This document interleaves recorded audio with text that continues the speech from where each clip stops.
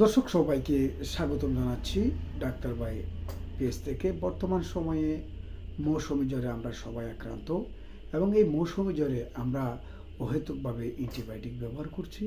পাশাপাশি অ্যান্টিবায়োটিক সরকার পক্ষ থেকে যদিও বা স্বাস্থ্য মন্ত্রণালয় থেকে বলা হয় যে অ্যান্টিবায়োটিক কোনো রেজিস্টার্ড ডাক্তার ছাড়া ব্যবহার করা যাবে না, যদিও বা কোম্পানির আবার টাকা দিয়ে সেটাকে কোনো এক কুচক্র মহলের মাধ্যমে অ্যান্টিবায়োটিকটি আবারও অনুমোদন নিয়ে নেয়, যার কারণে আইনটি প্রয়োগ হয় না। আজকে আপনারা দেখবেন যখন মৌসুমি জ্বর, যখন ঋতু পরিবর্তন হয়, মানুষের সর্দি কাশি এবং শরীর ব্যথা বিভিন্ন উপসর্গ জ্বরের মাধ্যমে কিন্তু উপসর্গগুলো দেখা দেয়, যেটাকে চিকিৎসা বিজ্ঞান বলা হয় কমন কোল্ড। তাহলে কমন কোল্ডের ক্ষেত্রে জ্বর যদি আপনার যদি নিয়মিত হয়, তাহলে আপনি প্যারাসিটামলটা দৈনিক 6 ঘন্টা পর পর যদি আপনি প্যারাসিটামল প্রতি পার কেজি 55 মিলিগ্রাম করে ব্যবহার করেন, তাহলে আপনি দৈনিক 4 বার ব্যবহার করবেন। যদি বিশেষ প্রয়োজন হয়, আপনার 103 ডিগ্রি বা 4 ডিগ্রি হয়েছে, তখন আপনি প্যারাসিটামল সাবস্টিটিউট ব্যবহার করবেন, একটা করে 4 বার বা 3 বার। তবে এইভাবে করে আপনাকে সর্বপ্রথম 72 ঘন্টা অর্থাৎ 3 দিন আপনাকে এই ডোজটা মেনটেন করতে হবে। একেবারে সময় এবং ওজনের উপর ডোজটা মেনটেন করতে হবে, তাহলে আপনার জ্বরটা সেরে যাবে। কিন্তু এই মৌসুমি জ্বরের জন্য আমরা কি করি?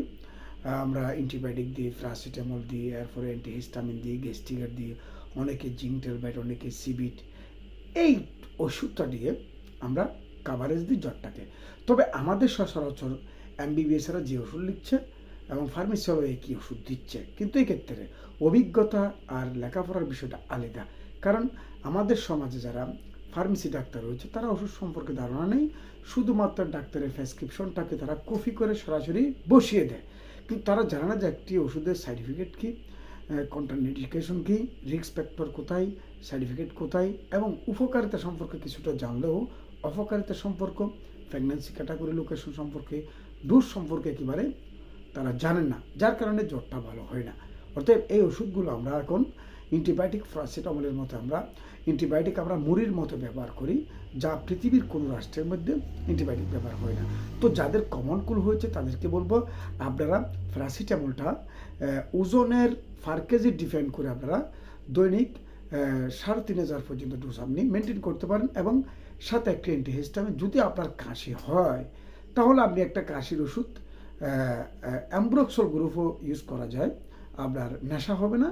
এই ওষুধটা ব্যবহার করবেন, আপনি 3 থেকে 7 দিনের মধ্যে আপনি সুস্থ হয়ে উঠবেন।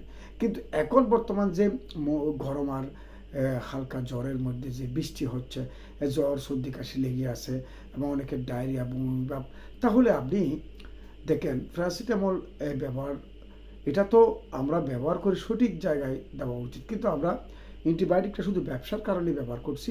অতএব আপনারা অহেতুক অ্যান্টিবায়োটিক ব্যবহার করবেন না, এবং আপনি প্যারাসিটামলটা ডোজ মেনটেন, সময় মেনটেন এবং ওজনের উপর ডোজটা মেনটেন করে এবং সময়টা মেনটেন করবেন 6 ঘন্টা পর পর, আপনি সুস্থ হয়ে উঠবেন।